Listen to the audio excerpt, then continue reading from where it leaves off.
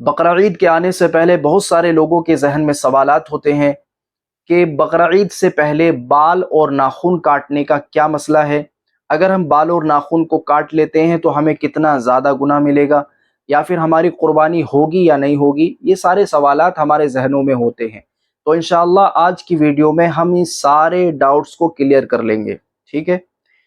تو آپ اس بات کو سب سے پہلے سمجھیے کہ جو شخص قربانی کرنے کا ارادہ رکھتا ہو تو اس کے لیے مستحب یہ ہے کہ وہ یکم ذی الحجہ سے لے کر، یعنی بقرعید کا چاند دیکھنے سے لے کر، جب بقرعید کا چاند دکھ جائے،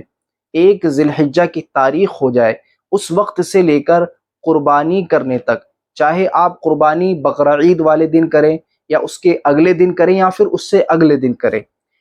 تو آپ جب بھی کبھی قربانی کریں تو اس وقت تک آپ کو بال اور ناخن نہیں کاٹنے ہیں، یہ عمل مستحب ہے۔ اگر کوئی شخص اس پر عمل نہیں کرتا، یعنی بال اور ناخنوں کو کٹوا لیتا ہے، تو اس کو گناہ نہیں ملے گا، کیونکہ یہ عمل مستحب ہے۔ اس کو ایسے سمجھیے کہ جیسے کوئی نفل نماز ہوتی ہے، اگر ہم اس کو پڑھ لیتے ہیں تو ثواب مل جاتا ہے، اور اگر ہم اس کو چھوڑ دیتے ہیں تو کوئی گناہ بھی نہیں ملتا ہے۔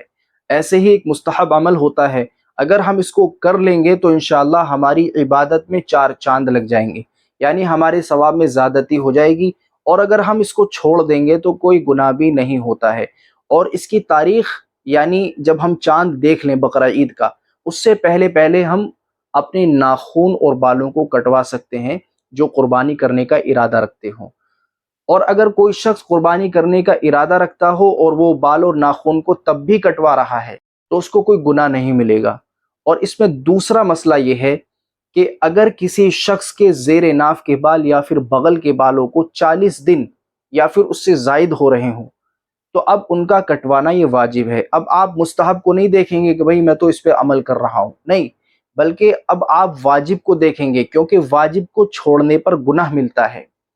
اور مستحب کو چھوڑنے پر گناہ نہیں ملتا ہے، تو اس لیے اب آپ واجب کو دیکھیں گے، واجب کو ادا کریں گے، اپنے بالوں کو کٹوائیں گے، ٹھیک ہے بھائی؟ تیسری بات اس میں یہ ہے کہ اگر کوئی شخص قربانی کرنے کا ارادہ نہ رکھتا ہو اور اس پر قربانی واجب بھی نہ ہوئی ہو،